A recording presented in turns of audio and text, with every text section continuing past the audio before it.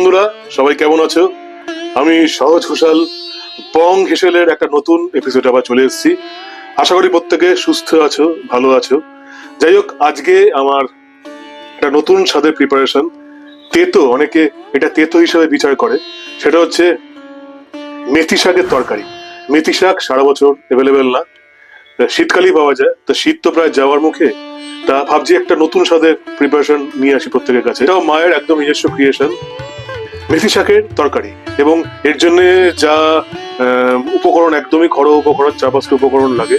মেথি শাক মাস্ট, তার সাথে আলু, ফুলকপি, কড়াইশুঁটি এবং অবশ্যই বড়িটা লাগবেই। এবং বড়িটাকে থেতো করে দিতে হবে, গুঁড়ো গুঁড়ো করে দিতে হবে।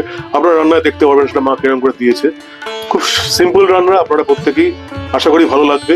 এবং অবশ্যই এই চ্যানেলটাকে কিন্তু সাবস্ক্রাইব করতে হবে, লাইক করতে হবে, শেয়ার করতে হবে এবং কমেন্ট করতে হবে, কারণ আমরা বুঝবো না আপনাদের আদৌ রান্নাটা ভালো লাগছে কিনা। আর চ্যানেলটাকে তো এইভাবে আমি গ্রো করতে পারবো। আপনাদের উৎসাহ পেলে কিন্তু চ্যানেলটাকে নিয়ে আমি এগিয়ে যেতে পারবো। আর নিচে দেখবেন একটা বেল বাটন আছে, ওটা কিন্তু অবশ্যই ক্লিক করলে আমার নতুন ভিডিওর নোটিফিকেশন আপনারা পেয়েই যাবেন। চলুন, আর বেশি কথা বলে আমার ভিডিও দীর্ঘায়িত করছি না, একেবারে সরাসরি চলে আসছি মায়ের হাতে রান্না। আজকে মায়ের নিজস্ব তেতো প্রিপারেশন, মেথি শাকের তরকারি। মেথি শাক ভালোভাবে ধুয়ে একটা ঝুড়িতে রেখে দিয়েছি। ছোট ছোট পিসে আলু এবং ফুলকপি কেটে রেখেছি, সঙ্গে বেশ কিছু কড়াইশুঁটি। আগে তেল গরম হয়েছিল কড়াইতে,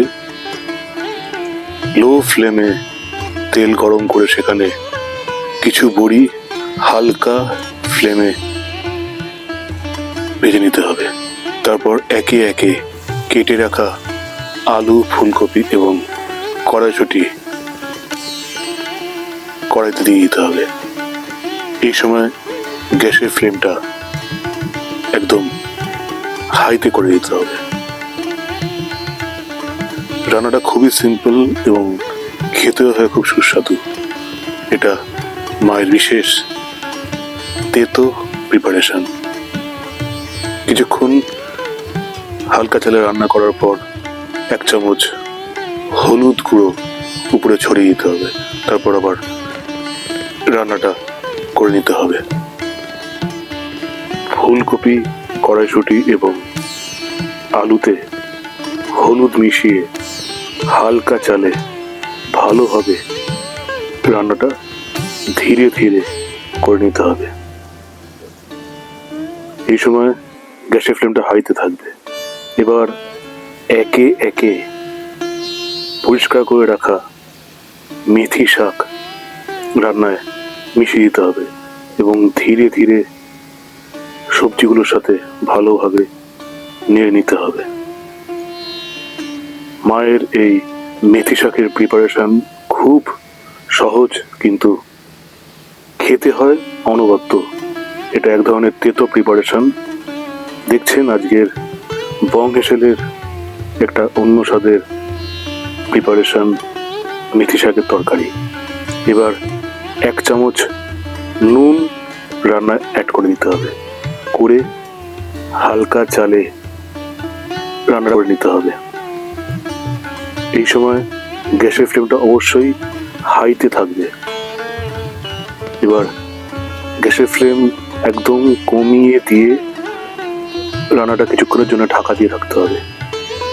আগে ভেজে রাখা বড়িগুলো ঠান্ডা হয়ে গেলে ভালোভাবে গুঁড়িয়ে নিতে হবে।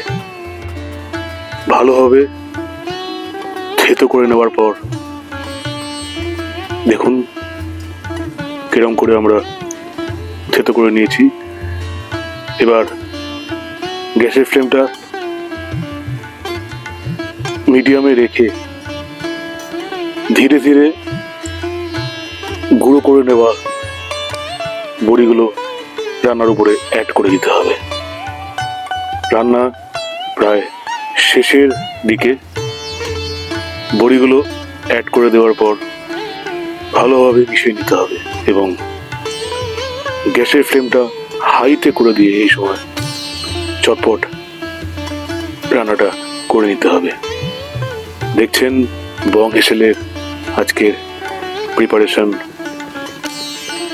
মেথি শাকের তরকারি রান্না কমপ্লিট। এবার সার্ভ করবার পালা। একটা বাটিতে খাবারগুলো আস্তে আস্তে আমরা পরিবেশন করে দিচ্ছি। দেখছিলেন আজকের রান্না মেথি শাকের তরকারি। ভালো লাগলে অবশ্যই লাইক, কমেন্ট, শেয়ার করবেন। ভালো থাকুন, সুস্থ থাকুন।